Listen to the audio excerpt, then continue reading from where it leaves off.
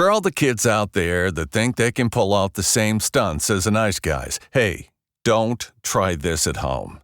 Being a jackass is a lot harder than you think. Jeremy Clarkson was fired from Top Gear in March of 2015. Oh, shit. Why? Because he physically and verbally assaulted a producer. Oh, my God. I mean, come on. Who doesn't do that? Put that coffee down. Coffee's for closers only. And the nice guys on business. Fuck you. That's my name. You know why, mister? Because you drove a Hyundai to get here tonight. I drove an $80,000 BMW. The nice guys on business. That's my name. Most days, they take their meds. This is not one of those days. Welcome to Fuckery with the Nice Guys. No interviews, no business content. Just your two favorite slack-jawed mouth breathers ranting about whatever. Now, strap yourselves in for Nice Guys Fuckery with the kings of fuckery, Doug Sandler and Strickland Bonner. I think but the bigger question is, who is going to be co-hosting with you, not next week, but the following 2 weeks after? Oh, are you in Italy? I will be in Italy. Buongiorno. And that's all I know. That's it. I got nothing. Damn. I better make a note about that. Although it's probably on our calendar, right? Like on your turnkey calendar. At least it's on my calendar. I don't know if it's on your calendar, but you have access to my calendar. I am an open book when it comes to scheduling. Oh, there it is. Doug in Italy. Yep. Doug in Italy. So leaving on the 19th of June.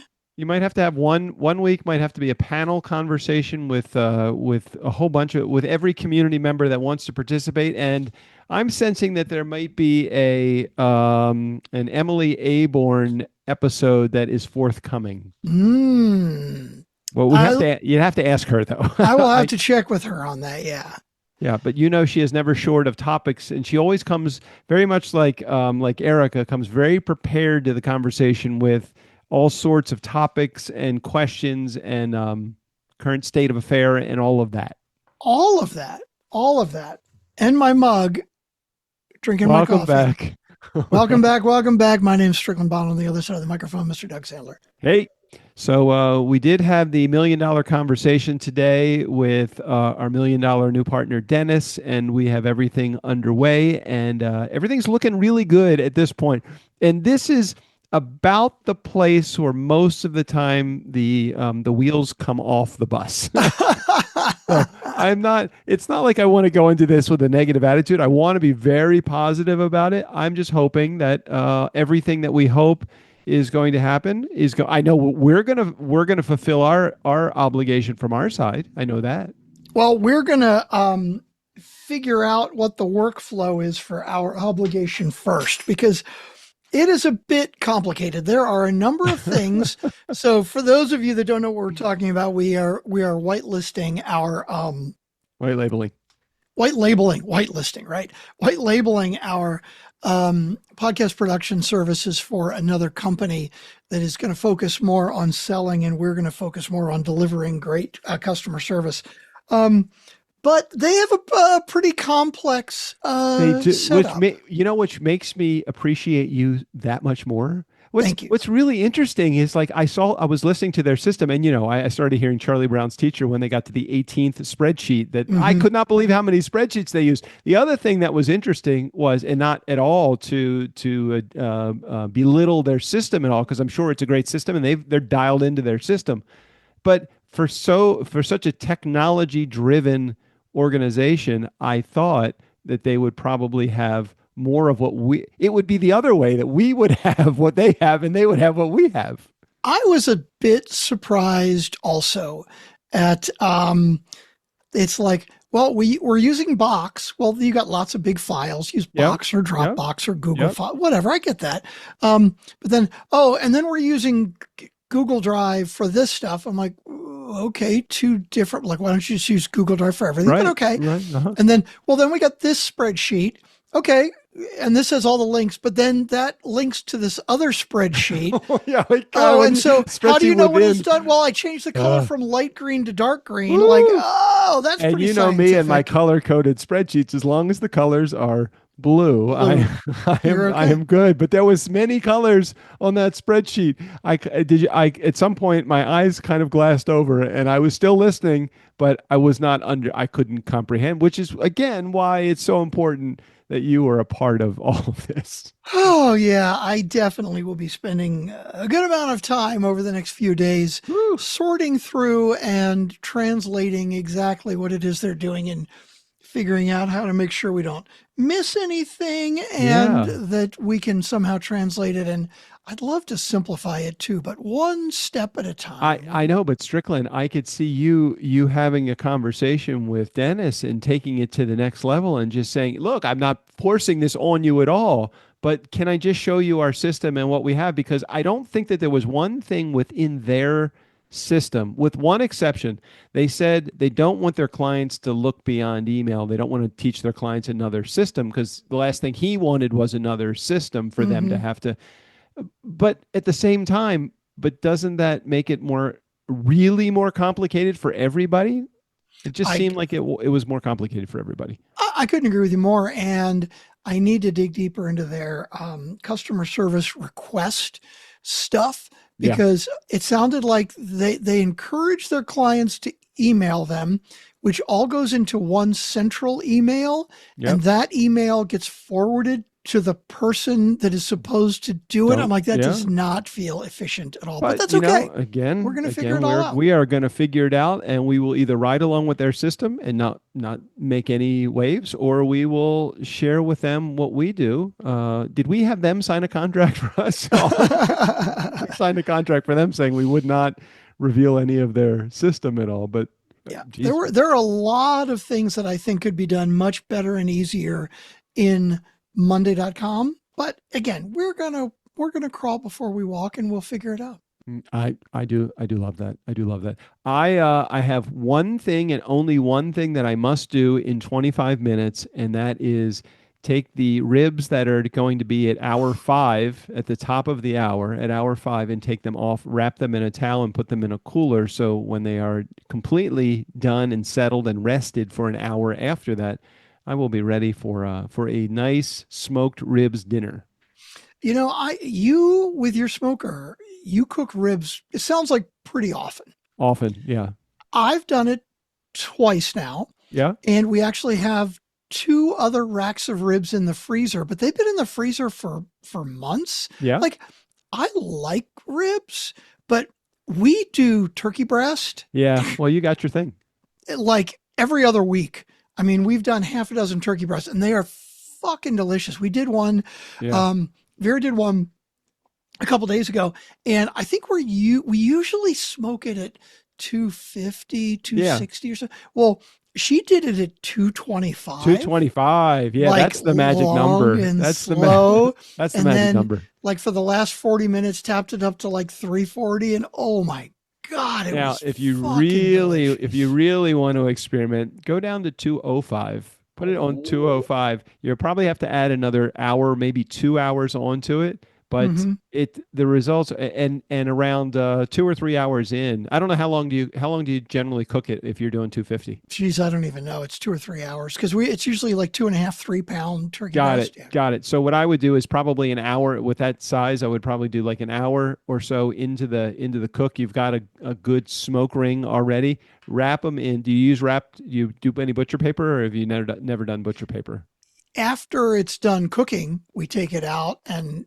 Well, no, you put butcher paper on it while it's cooking still for turkey? Yeah. So take the butcher paper, wrap it an hour or 2 into it, and it will stop the drying, and it will actually keep it moister if more moist if you do that. Just wrap it and put it back on there and leave it on there until it reaches whatever temperature. I don't know what the final temperature for turkey or chicken should be. But I know it's above 165. When do we wrap it in butcher paper? Well, do you have a good smoke ring, or do you have like a good? Is there any crisp to the outside of it, or is it just have a smoky we flavor? Typically do not do anything crisp on the outside, which I like. I mean, I think the first one we did, I think the skin was a little crispy and dried out, and it wasn't really that good. Okay, so before it dries out, then you wrap it in butcher paper and you put it back on the smoker, and it remains even more moist than it's already been. Now, if you're not having any problem with that, but you could smoke a turkey breast or a tri-tip or a brisket. Oh my gosh, brisket is so good. Brisket, be prepared to spend 10 or 12 hours with that smoker running. Yeah, I need to get a small brisket and try that out. Yeah, like a 3 or 4 pound brisket is really, you can do that. Yeah, because the big ones, it's like, that's expensive. That's fucking many, many, many hours. And if it goes bad, I don't want to say I've wasted that much time. Yeah. Well, it is very good. If you have a 3 to 4 pound brisket, you probably need maybe 6 to 8 hours on that. And again, same thing, just maybe 3 or 4 hours into it, you're going to wrap it and put it back on there. And it's just so good and tender. Get it right up to 200, 197 to 200. And by the time it's done resting, it'll be about 203, 205. That's like the perfect temperature for a brisket. Nice. Love it. So what's going on today? I came to the table with no subjects other than ribs. Well, apparently, yes. Trump apparently today made an announcement. Oh, an announcement that made the stock market jump. Okay. And do you know what the announcement was? No, that he's a deal with Iran. The Strait of Hormuz is going to be opened. Wait, we just bombed them. He's like, well, of course we're going to bomb them. They knocked down one of our helicopters, so of course we have to do that. Now, how did that result in, of course, we've made an agreement? Well, this is what's funny, because in fact, you know what? I'm not going to ask you the question. I'm going to ask ChatGPT the question. Okay. How many times has Trump said that the Strait of Hormuz will be open soon? Yeah, I'm listening. Because what's amazing to me, like the stock market, right? You talk about like it's these fucking smart businessmen and investors, and you got to really know what you're doing. But when Trump says this Strait of Hormuz will be open this weekend, they all get excited. This is the 27th fucking time he said it. I know. Or the stock market goes up in relationship to something else that happened, and they just happen to say, well, what else happened in the news today that was worthy of the stock market going up? I'm like, I don't understand. The stock market, I thought it was based upon like a good product, proper numbers, revenue. No, it's emotional. It's fucking emotion, just like everything else in life. God.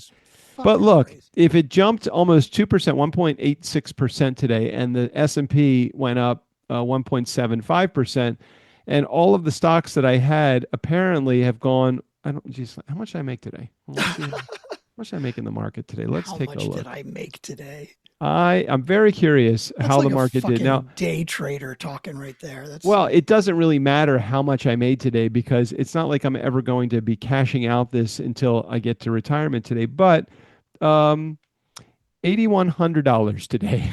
So really? That's significant. So that's pretty good. That's pretty good. That is pretty good.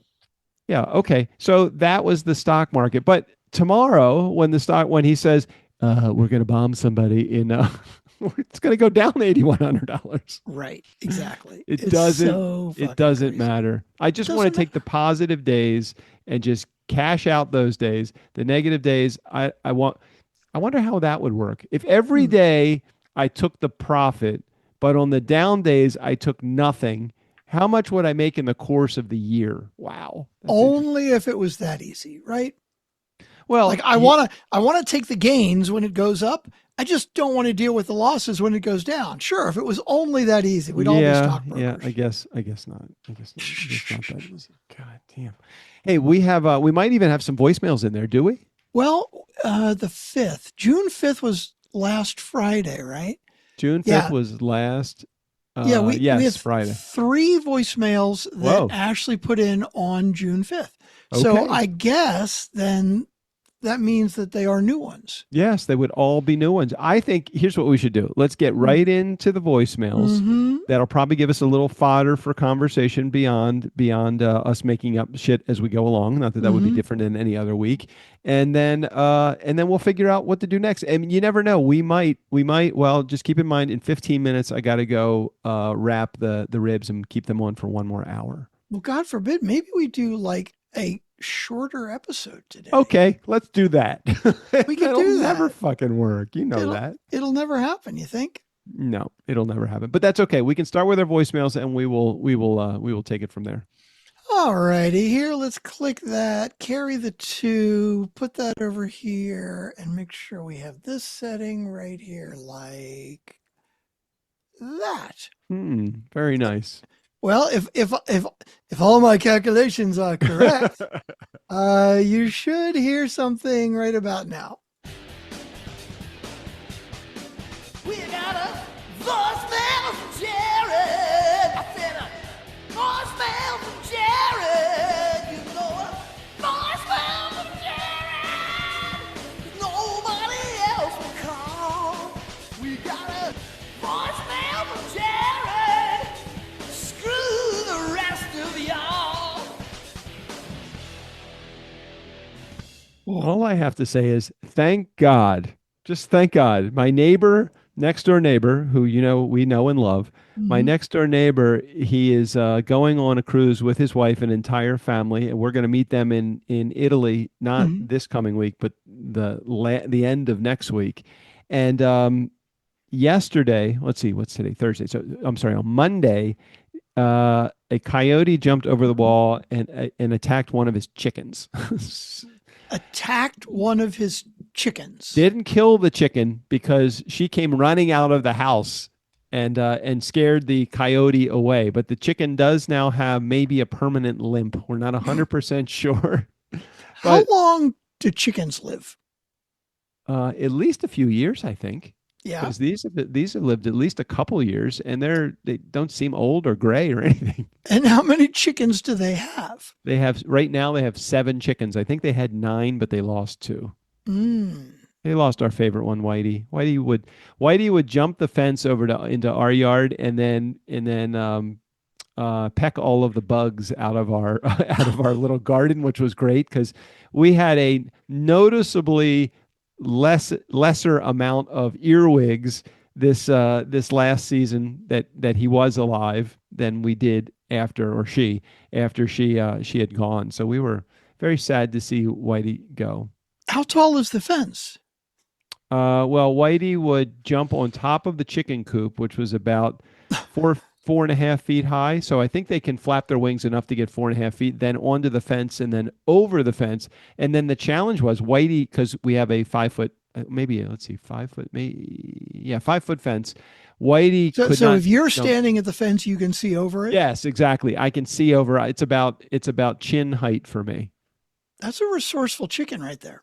Yeah. Well, the problem was that she could not jump back because she had no coop on your side to jump back to. But she was trainable, so we told her where to go to get back over the fence, and she would jump on top of the pool cover holder and then up to the top of the fence and then back over. But it was in a completely different area. But one morning, she was simply gone. She was gone. She was gone, which is sad because you grow this attachment to the chickens. And, we leave our cats out during the day. And this chicken was attacked on Monday at like 6 o'clock in the morning. And I'm not saying that is in the middle of the day, but that certainly is beyond darkness. I mean, it was very light outside. And normally we don't get coyotes. They must be pretty hungry. Or maybe the colonel gave them some directions how to get down to the chicken house. I don't really know. Anyhow, so I'm sorry that Parmigiana, the one that got injured, I think she's on the mend. But thank God it happened. We're watching their chickens this week. So Parmigiana? Yeah, they have. I think it's Louis, Parmigiana, Kim, Kim, Kim, Kim. What? They have 4 Kims. Makes it easier because the chickens are all the same coloring. Wow. Yeah. Parmigiana. Anyhow. I mean, is that's like, is one called fricassee and one is called fried and one, I mean, come on. Is Oh that man. like, I don't know. They does love not their seem chickens. appropriate? Hey, look, Parmigiana. they deliver 5 eggs a day. So and we are the recipients of many eggs. We've gotten several dozen eggs from them. I would like to have chickens too, but I would get too attached to the chickens, and then there would be the problem with the coyotes because you can't. It's not like you can put your chickens inside the house. Mm. They have a coop, but they like to be out and free during the day. And why would you buy it or own a chicken if you can't let it, let Well, you it go? can't put them in the coop overnight when No, the they go in the coyotes are coop out? overnight, but when they let them out in the morning, I Mm. would just get too attached. There's too many. It's too many things. Too much heartbreak. That's pets are really challenging because there's so much. Yes, there's a lot of love. There is a fuck ton of heartache when you lose a pet. Like when we lost Bella. Bella was only here for a year and a half with us. When we lost Bella to a coyote, it was heartbreaking. You blame Yeah. yourself. Yeah. Yeah, it's Yeah. worse when you start finding pieces of the cat Oh. throughout your yard. All right. I think it's time for voicemail. Yeah, Here we go. yeah, Let's get the yeah, first yeah. one out. Okay. Hey, Doug. Hey, Strick. Jared here. So it's so good hearing you guys. You just make my Fridays. I just got to tell Thank you you. that. Love that. It's shit sandwich coming. You guys are, man, shit. You're all over the place. Not really, but you were talking about Jeffrey Gitomer's potential alleged divorce, and Doug, you were talking about the year, and you went 2004, 2014, 2024. Grandma, man, you remind me of my grandparents when I was little, and they were trying to say the names of either their own children, so my dad, my aunts, my uncles, things like that, or my parents, as they were trying to yell at me and my brother. So they'd have to go through one to get to the other and could never start with the right names. Totally. At least we can count on you for that. Yep. And then you guys are just now getting started into talking about the Donny Osmond show. And matter of fact, I think my voicemail may have even been about that shit. I don't even remember now. I'll know soon enough. But you were wondering about talking about that, and in case you don't figure it out, you guys were talking about it from what I remember, and fuck, it's been a week ago, right? Or not even a week ago for me, because, anyways, when I listened to it. You guys were talking about previous visits, and a visit was coming up with Strickland, and he bought that meet and greet thing. So I get to listen to that, the aftermath of that. Hopefully that went really well. And as always, guys, love you, appreciate you, and love the show. See you, fellas. Now that wasn't the sandwich. Like there was nothing. No, negative there was in no. there. That was all. It was all good. positive. All positive. There was no shit sandwich there. One of the things that I recognized when Jared was leaving that message, he was talking about something that we were going to talk about later in the episode, but because he left this voicemail before he heard the episode, he did not realize that we had talked about it. So it actually feels like the voicemail is 2 weeks old rather than 1 week old. But it was a timely voicemail, but we weren't there in the timeline yet. So there was a lot of meta stuff happening in my head. I'm like, hold on a second. How does he not know? Because he's playing this after, but it's before. And okay, carry the one. Yeah, I got it now. Yeah, I was confused too. Yeah. Okay. Voicemail number 2. Okay, here we go. Hey, Doug. Hey, Trick. Jared here. Voicemail number 2. Holy fuck, you can't make this shit up. You spent the first, half hour talking about somebody couldn't do tech, and then all of a sudden... Hang on. We spent the first hour talking about what? Tech? Did we? I don't remember. I don't know. Let me play it again. I couldn't know what he said. You spent the first, half hour talking about somebody couldn't do tech, and then all of a sudden you can't talk to Trick anymore? Oh. This is fabulous. What a great episode. Oh, shit. Okay, well, I'm not putting together. I don't remember what did we talk about. I don't remember what we talked about either, but what I'm assuming, based upon the voicemail that was left, is we spent the first 30 minutes talking about tech, maybe technology, and then we had a tech issue and we couldn't work through the tech issue ourselves, which is funny because we were just probably bashing somebody that I think it was Riverside. We were bashing Riverside. Oh my God. Promise me we never have to return to them again, at least for us. And I know that there are a lot of clients, I think our new clients are all using Riverside, but we don't have to deal with the production. We're just dealing post-production, and it's a great sounding product in post, but when you're doing it, it's a shit show. I hate that. I hate not being able to watch you real time. I'm watching you and then I'm seeing you slow down, but your voice stays there. And then I see your voice, your face catch up with, it's bad. Yeah, it's bad. It's bad. Okay, hang on. Let's work that shit out. So is that a little bit of karma coming to get you? Yep. Is that, I don't know what that is, but anyways, that's funny as hell. As always, guys, love you. Appreciate the show. See ya. Yeah, we are nothing if not ironic. No, we are very ironical. Now, that last voicemail does not appear, at least in my non-educated world, to be a Jared voicemail. Now, what are you thinking? I agree 100%. It does not look like a Jared voicemail.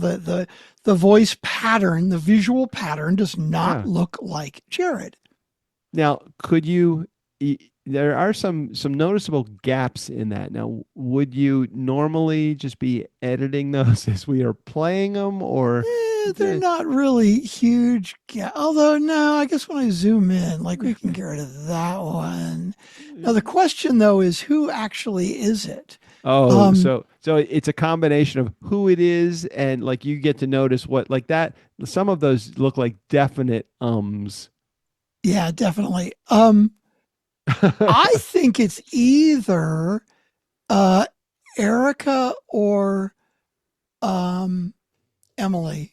Okay. Yeah, I think it's either Erica or Emily. I'm not sure. Well, we're gonna see. There's a lot of noticeable gaps in there, and yeah, okay, let's do it. But it definitely does not look like it's a much tighter wavelength. It does not appear to be the same wavelength as Jared. Now, it could be Jared from home as opposed to Jared in the car. So let's see. Possible, but I don't think that's it. Okay, let's go.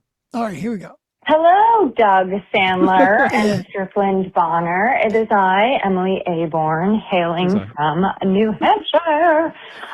So many things. Oh my God, your episode was so good.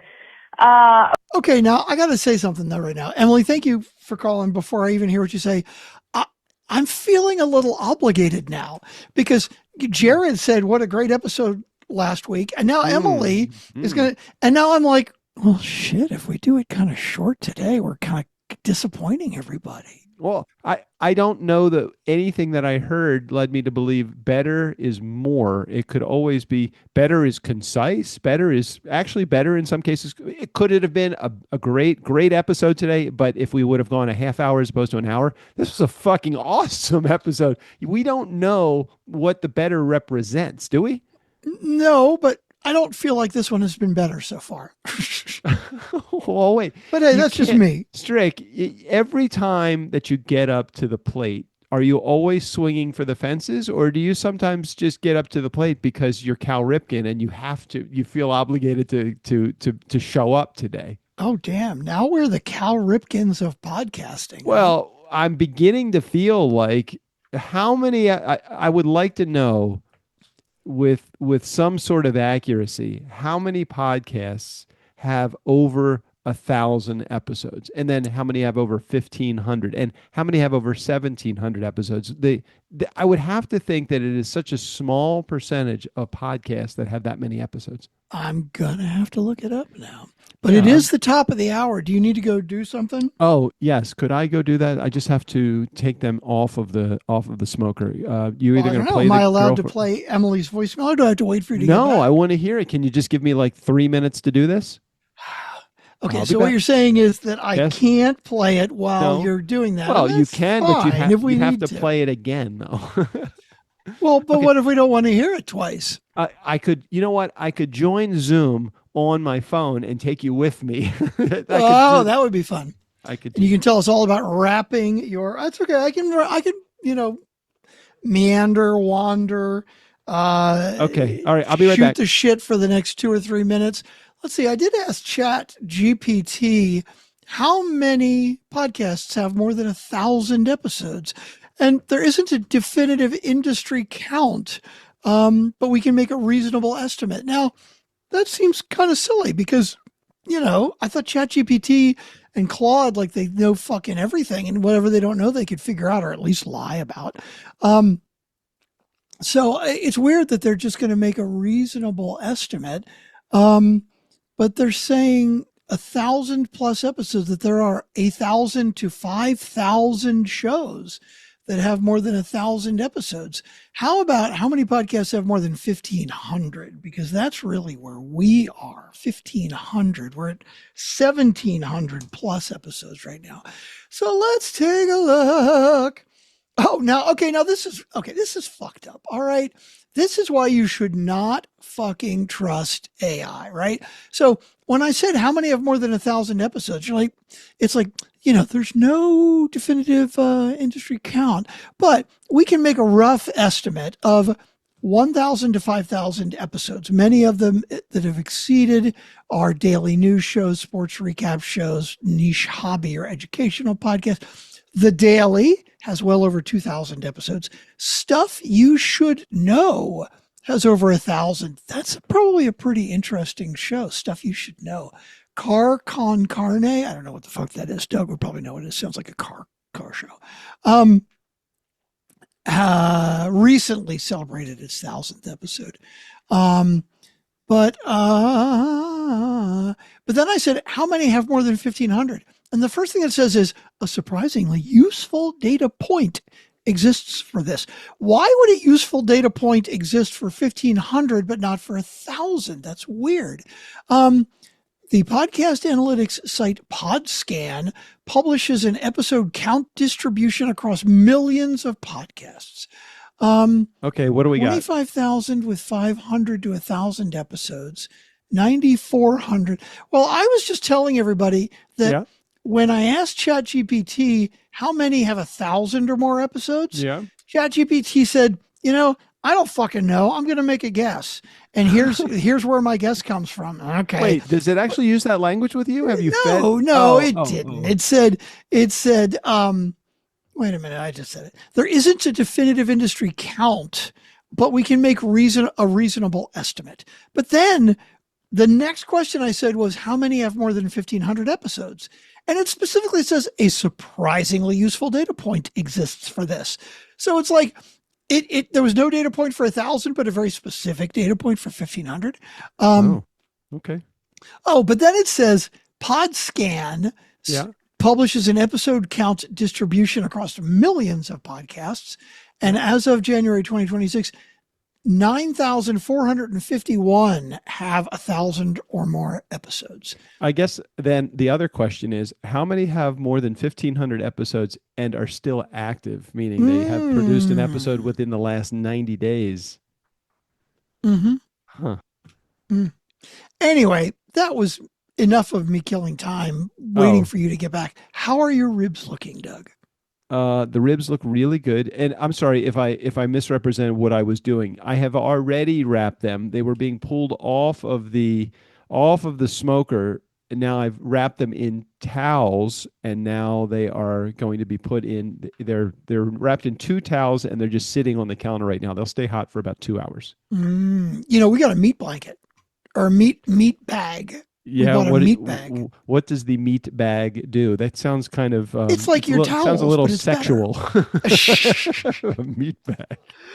It actually is a good sized bag, and it's sealed up, and it's got like a shiny aluminum foil interior, so it holds the heat in. Yeah, it does a great job. Well, that might have to be my Father's Day gift to myself, a meat bag. Yeah, I'll send you the link to the one I got.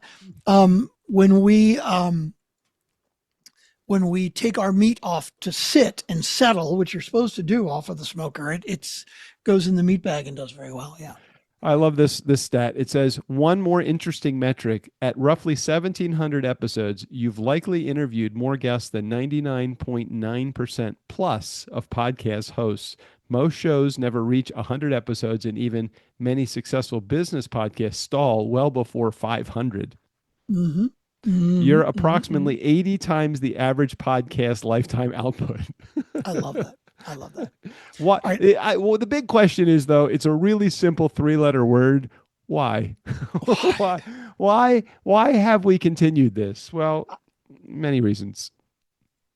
Which, do you have any? Do you have any? I'm sure there are. None of which immediately come to mind. No, I have no idea. Well, one of which comes to mind is that, well, what better way to stay in contact with my best friend? I mean, okay, that's a good reason. That that's for a good me reason. That for me does it. That for me. JJ and I were hammering out the unlikely situation where one of the two of us dies. Okay.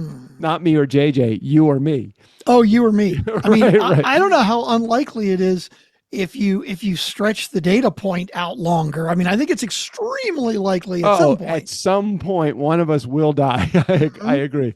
But the question remains, what happens to the podcast and the business? So we were trying to discern what would be the difference with if I died versus if you died. And it's very difficult. It's very hard to conceptualize what the podcast looks like and what the business looks like. Do both continue? Do neither continue? Like, what happens?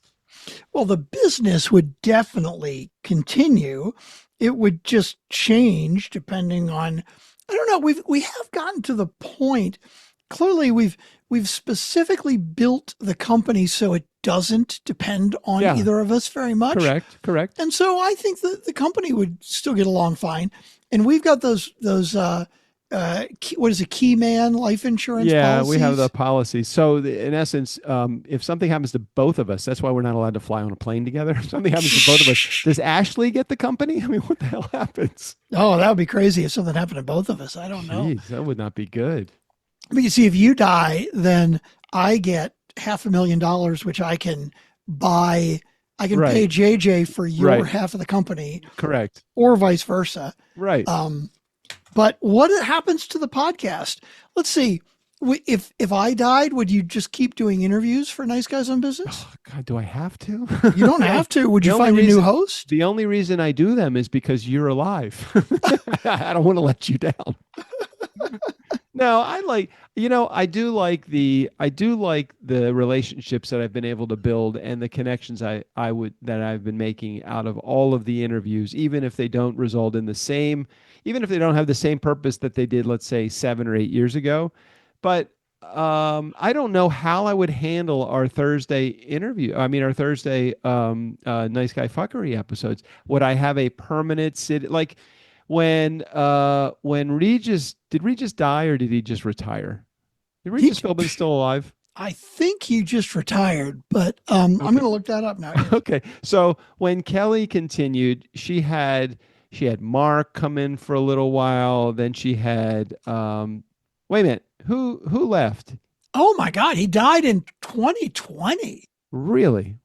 Wow, 6 years ago. I had no idea. No idea. I used to watch Regis and Regis and Kathy Lee, and then it became Regis and Kelly, I think, and then Kelly and Mark, or there was many other temporary hosts. So it's like, okay, what happens here? And will they appreciate and respect a new person in the role of Strickland Bonner or Doug Sandler? I don't know.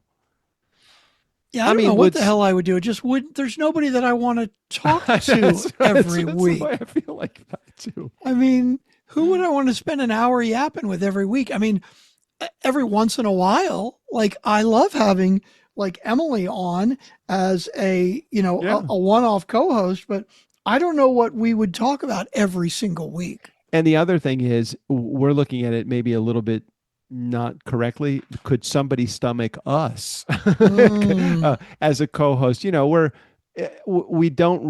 not the epitome of preparation, So how would we get beyond that? Like somebody might say, well, I really like to do the show with you, but I need to know a little bit more about what we're going to talk about. And I would just have to say, well, I'm sorry. I guess it's game over. I guess it's time to pull the curtain on the show. The nice guys. That's not how we run the show. No, sorry. Totally not. I wonder how many podcast episodes, I wonder how many shows have more than, what's the most prolific podcast? Who has made the most episodes ever? Okay, let's see. It says Jack Spirko, the Survival Podcast, has 3,500 episodes. Adam Carolla, the Adam Carolla Show has Carolla 3,000 episodes. Joe Rogan's got 1,700. Mark Maron has 2,000. So hang on. Who has 1,700? Joe Rogan. Are we getting ready to surpass him? Does he just do once a week? I don't know. That'd be badass if we get more episodes than Joe fucking Rogan. My guess is that the Nice Guys on Business is likely among the top few hundred interview podcasts in the world by episode count, and comfortably in the top 0.1% of all podcasts ever created. Fun stat. If you've averaged roughly one guest per episode, well, we don't. You've probably conducted more interviews than many national radio hosts over the same period. Well, that makes sense. Mm-hmm. Hey, what was the deal with I only saw a couple of headlines, but did 60 Minutes have some sort of shakeup with one of their correspondents? Do you know? Scott Pelley or Pulley or whatever his name was? So a year or more ago, this woman, Barry Weiss, took over as the head of news at CBS, right? Yeah. And this was she's basically very conservative. She's like bows to Trump, right? Yeah, right. And I think CBS, is part of Paramount. And so they were trying to get the Paramount merger through, right? Yeah. And basically, she fucking trashed the news division, right? The first issue was about a year ago. There was one of the reporters had a story ready to go about the I want to say internment camps, but the camps where they were. Yeah, I got it. Yeah, for like the immigration camps. Mexican refugee camps. Right, like the refugee, where ICE was rounding people up and mistreating them. Right. And 3 hours before it was going to air, Barry Weiss killed the story. She basically said, "No, we don't have enough evidence. We don't have corroboration." And 60 Minutes, right? They've been around for 50 fucking years, right? Right. And the reporter was like, "This is bullshit. Like, I have actual video of what is actually happening there. We don't need corroboration from the Trump administration. We're never going to get corroborate.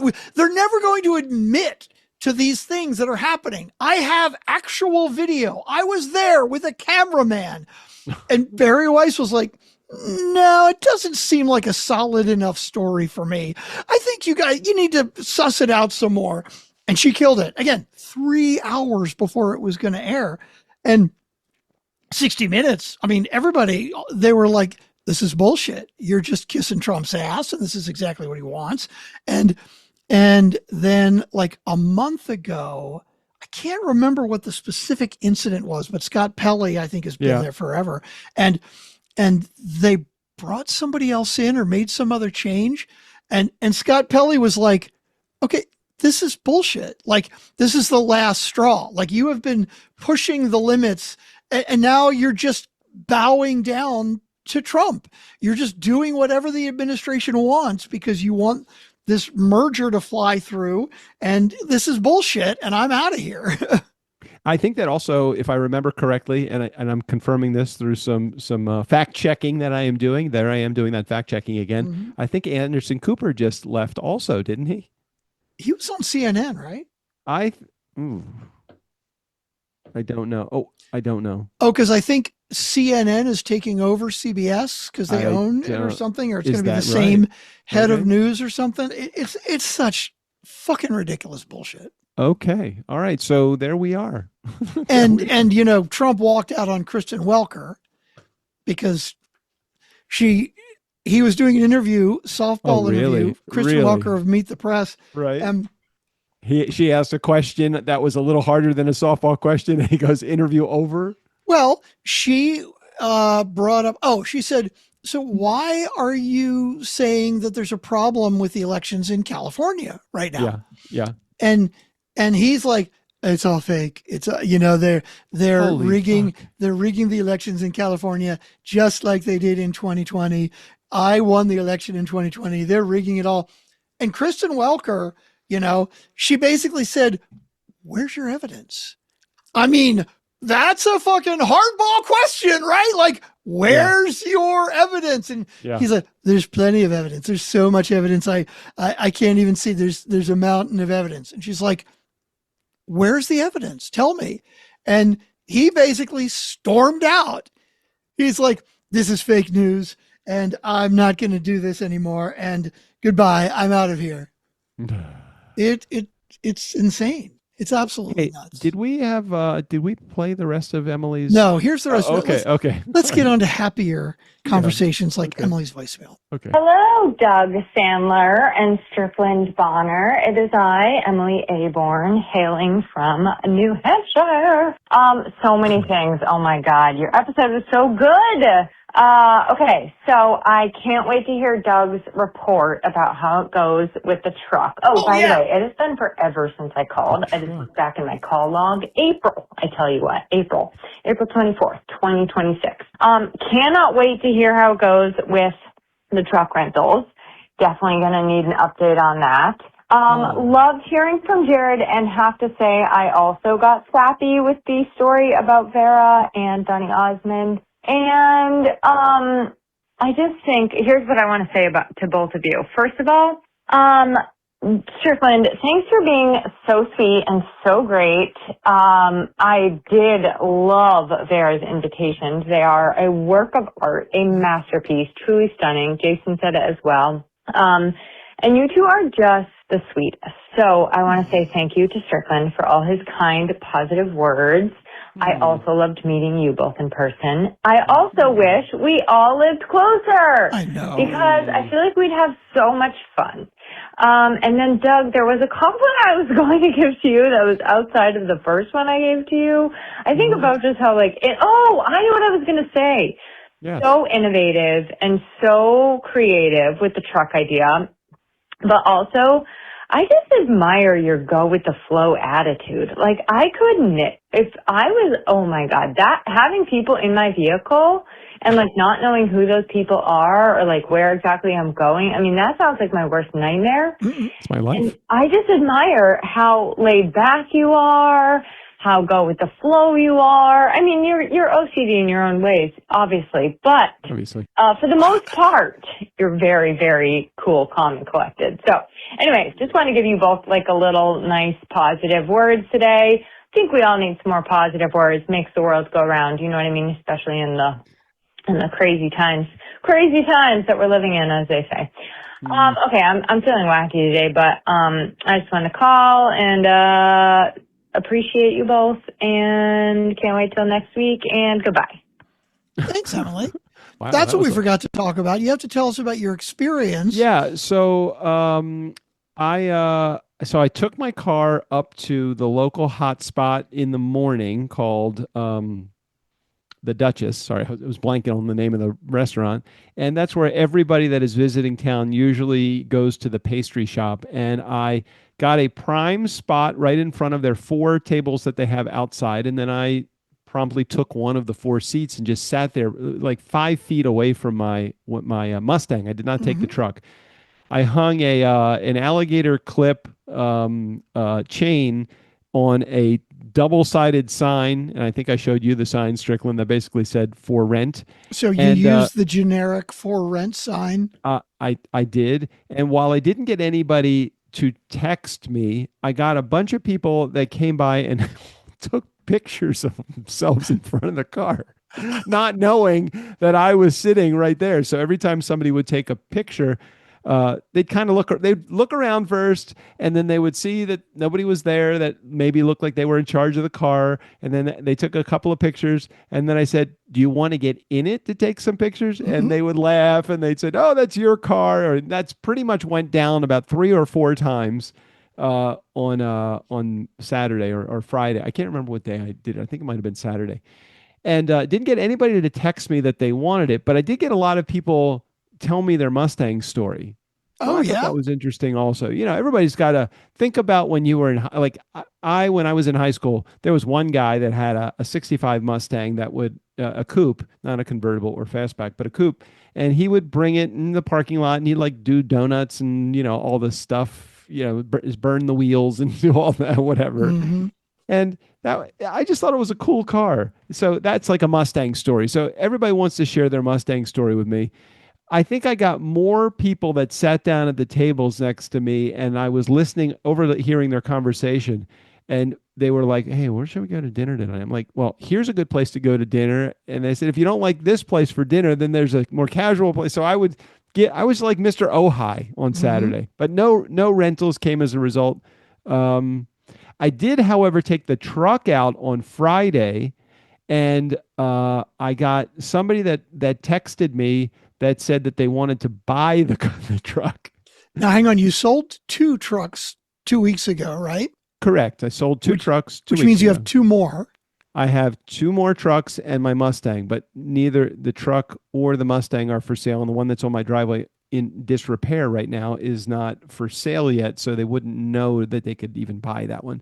But Joe, the one that I took out on Friday, had a for rent sign on it, like the one I used on Saturday. And somebody texted me and wanted to buy the truck. And I said, that truck is not for sale, but I do have others that I am restoring. And we told each other we would get in touch with each other when the truck is finished being restored.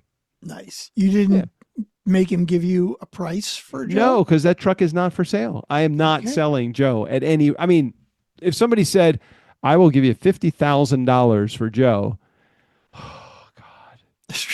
I don't know. Like, what would be the number?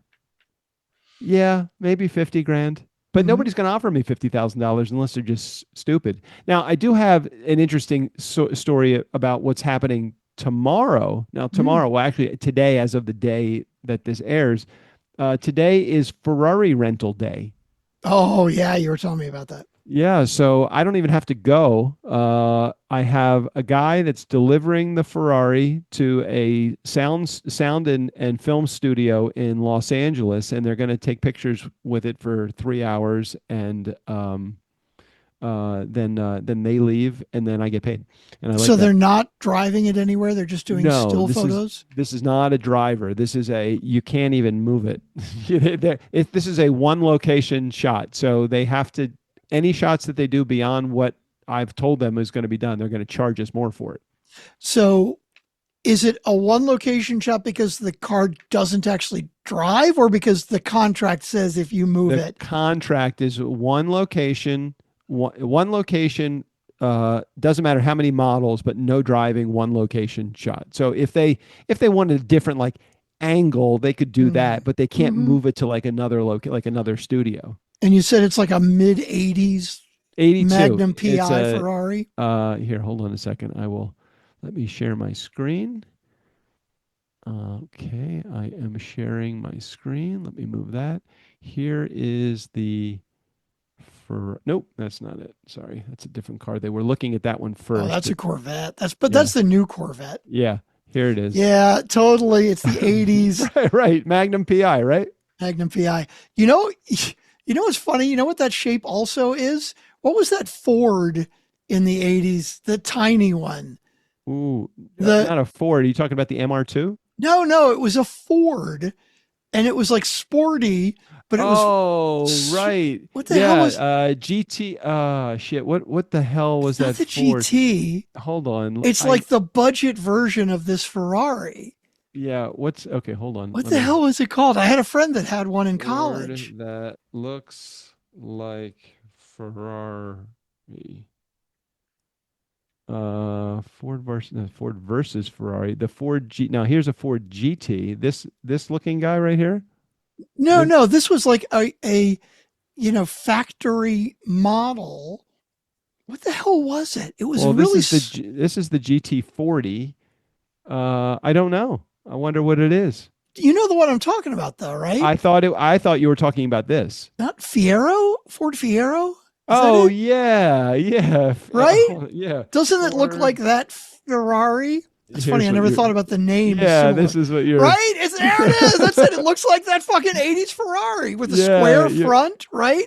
You're right about that. It does. I never. Fiero. Here it is. I never noticed that the name sounds like Ferrari, kind of, right?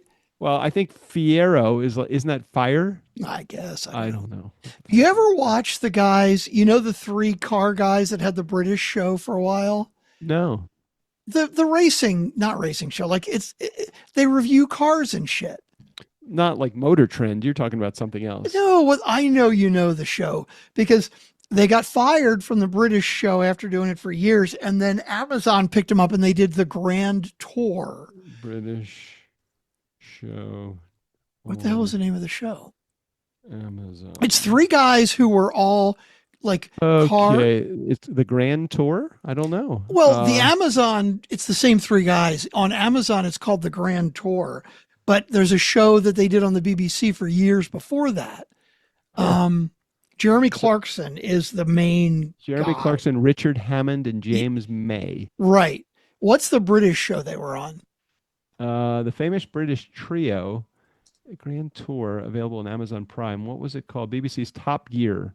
Transitioned to Amazon in 2000. I never saw Top Gear. Dude, you would love this show. I can't believe you never watched it. Hang on. Why was Top Gear There was canceled? some controversy? Yeah. I heard her. Why? Yeah, it was. Let's see.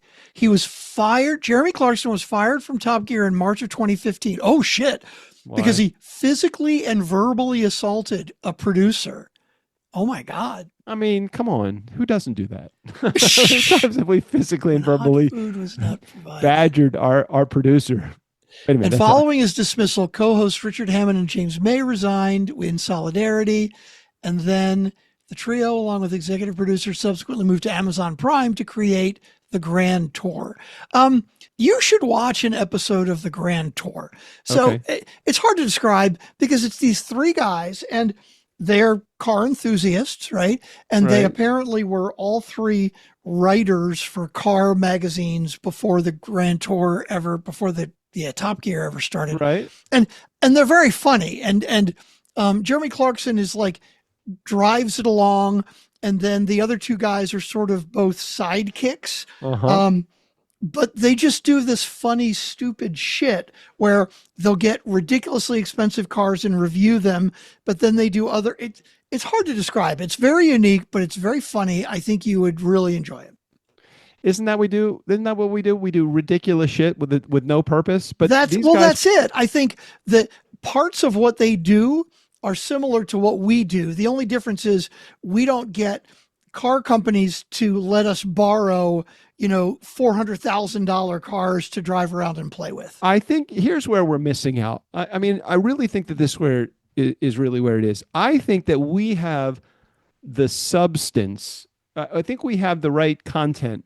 We just don't know how to package it up properly to sell to anybody. True. Because I really think that what we do, I think we need more of what we do as opposed to more of those self-help bullshit business shows that people have high aspirations and never go anywhere. There is, we have very low aspirations. We set a very low bar. Joe Rogan was a fucking stand-up comic for I years. I thought he was a wrestler guy. No, Joe Rogan. I don't think he had anything to do with wrestling. Wait. I thought Joe Rogan was the guy that did WFC or whatever WC. Wait, what was? Hold on. What was Joe Rogan affiliated with wrestling? let's see. Before the massive podcasting career, he was a stand-up comedian, a Taekwondo champion. That's it. Taekwondo, and a television actor and host, best known for NBC Radio and Fear Factor, and a color commentator for UFC. That's what I was thinking. But he was a commentator for UFC. He wasn't. Really? Yeah. Oh, okay.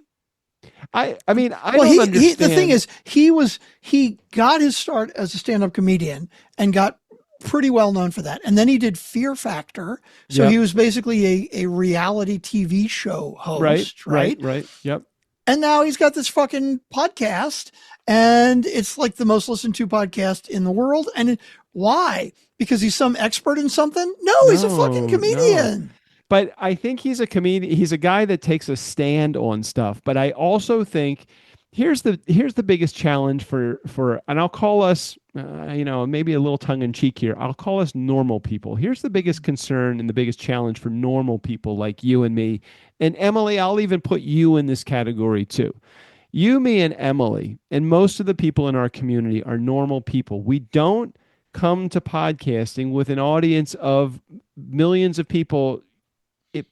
Proportionally, we had nobody. I had a fucking book that did okay on Amazon, but it didn't create a list of tens of thousands or millions of people. Didn't Joe Rogan come to podcasting already with a big fan base? Yeah, that's it. It's kind of like, how do you go to Las Vegas and come home with $1 million? You start with 10 million. Exactly. You go with 10 million. That's it exactly. So we started with nothing, and now we have 2,000 or 3,000 downloads every episode, right? Joe Rogan started with hundreds of thousands of listeners and now has millions. You're right. Do you think part of his appeal was that he took a stand on shit? I think he started with a big audience, and then as he was getting feedback from his audience, okay, let's say hypothetically, trying to think of a good example of this. Let's say hypothetically that we had listeners that actually chimed in a lot. Okay. Now we have a handful of people like Emily and Erica and Jared, of course, and Tim Sean and Jared, of course, Tim, that chime in a lot. Right. What if we started getting lots and lots of emails and letters from people who were, let's say they were very liberal / progressive, right? We would probably lean even harder and more into bashing MAGA, bashing Trump. Like, we try to do it some right now, but we're like, fuck it, it's politics. Let's stay away from it. Right. If we realized that the people listening to us really loved when we do that, well, we'd lean into it more. And then maybe we'd get more people that like that and we would grow. I think that's what happened. I think he had some conservative ideas and was not afraid to say them and realized that the most vocal people listening to him were those people. So he leaned into it more. Okay. All right. Well, is there hope for us? Do we care? I mean, I don't even know that I care. JJ has the aspires to do all of these things in her career. And believe me, I'm Mr. Supportive. I want her to propel herself to the moon as it relates to her career. I want her coaching business to go well. I want her retreat center to do well. I want her wine label to do well. I want everything she does. When she wants me to get involved in something, the first thing I think was, that sounds like work. But 10 years ago, when I was 51, I probably would have said, okay, let's figure out how to make that work. It's like every idea seems to be like almost like a hassle in my life. Right. At 60, when we record our podcast, I aspire to make sure the record button is hit before we start.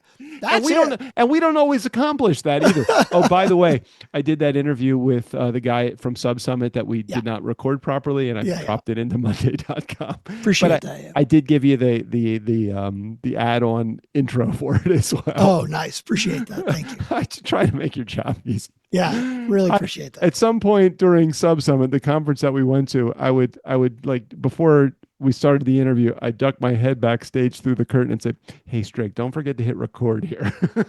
Well, the problem was, got a lot going on. The problem was, and this is me 100%, right? It's not that I was You did do that a couple times, which I appreciated. But there were 2, maybe 3 episodes. What's up with your camera right now? You're getting a glare. It's my blooming and my, but I figure we're wrapping up anyway, right? You don't want to actually see me. Here, I could put my son up. I could put my desk up, and then I'm not standing right in front of my blooming window. Literally, just the sun is pouring in. I know. Strickland is angelic. It is that time of the day. So the thing was, I mean, I was annoyed that I didn't get the beginning of it, but we had 3 cameras running. Yeah. And so I'm presuming, look, I'll be able to at least use that. Fine, right. And you know what was interesting? The last guy that went, not Mail My Meds, what was it? Yeah, Direct Med. Direct Meds, right? Scott. I actually missed the first minute of his interview also. Oh. But I pulled it from the camera audio. It worked fine. So I don't know what happened on the first day, why all the camera audio was horrible. I mean, it was, you know, when you've got Zoom noise reduction on. Yeah. And it's a really loud room. Yeah. The person talking. Zoom's trying to fix it, but it can't do it. Right. That's what the whole first day sounded like on the cameras. And then I didn't change anything, but the other 2 episodes that were on the next day, I was able to pull from the camera and cheated it and cleaned it up, and it was no problem.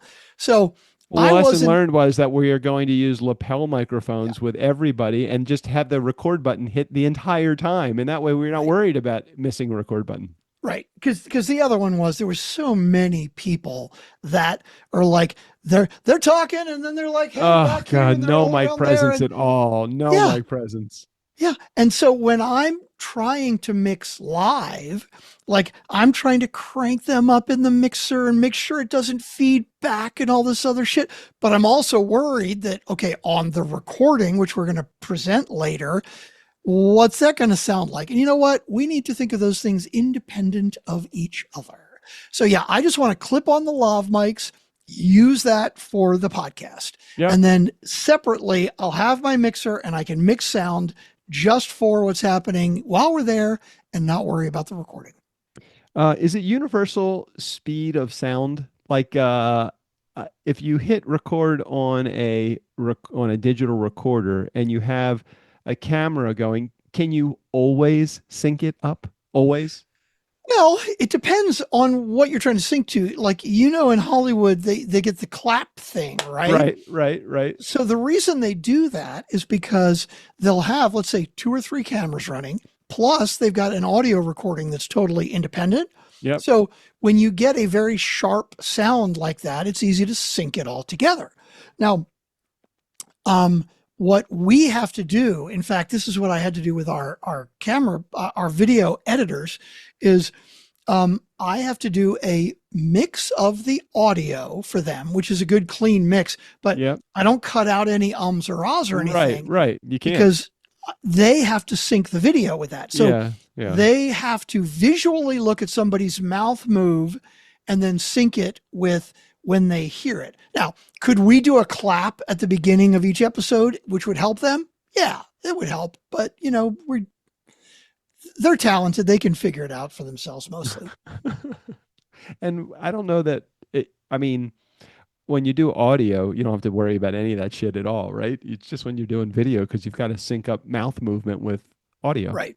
Well, with the audio, you got to make sure that the person is actually standing in front of the mic and is close enough to it that they can hear okay. But if we use lav mics, we don't have to worry about that. Well, Strickland, we did it again. We somehow managed to go beyond an hour, and here we were thinking we had less than 10 minutes of content. We have seemed to have stretched 10 minutes of content into an hour and 5 minutes once again. As we do very well somehow. I don't know how we do that. Any recent new voiceovers from Steve-O?